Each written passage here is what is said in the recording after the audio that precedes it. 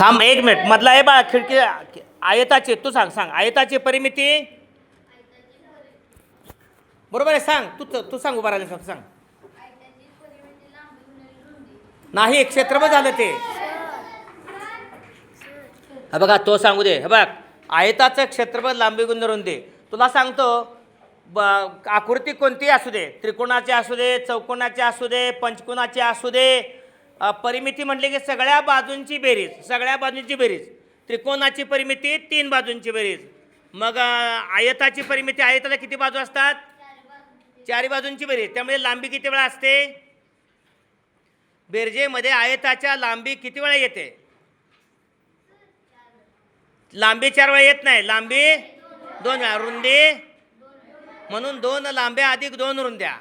2 लांब्या अधिक 2 रुंद्या तू सांग चौरसाची परिमिती सूत्र